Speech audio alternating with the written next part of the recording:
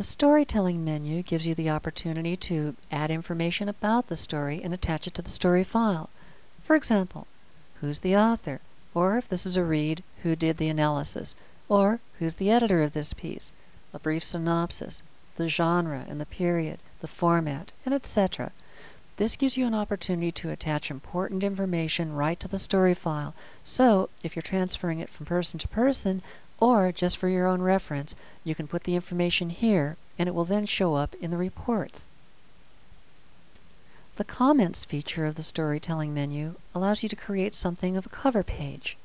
Here, if you're a reader, you can put your thoughts about the story, and if you're the author, you can jot down some notes to which you want to refer later, or give some introductory information about the story that you think is important before anyone sees the story form. This way, if you hand the story form off to someone, an editor, a development executive, whatever, they can take a look at it and see what you had in mind. Even if you're passing files back and forth among friends looking for comments, this is a good way to say, this is what I intended, or this is what has and has not been done, so that can be taken into consideration when they look at the rest of your story form. The reports, story points, and plot progression items are simply shortcuts that take you to the same features you can get to through the main Dramatica desktop. But the clear storytelling item, that bears a little description. First of all, suppose you have a structure and you like it, but you've done some storytelling and you don't like that.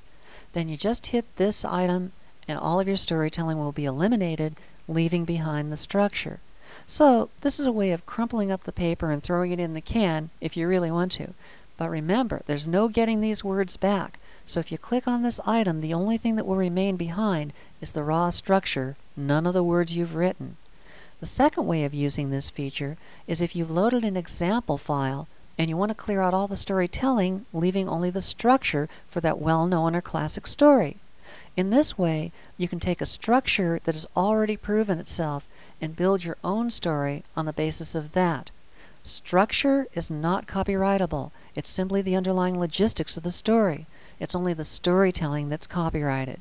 So, this way you can take any story that's similar to yours from the 60+ example files that ship with Dramatica, get rid of all that copyrightable storytelling, and get down to the bare structure that's similar to the story you want to tell, and build your own classic on a sound foundation.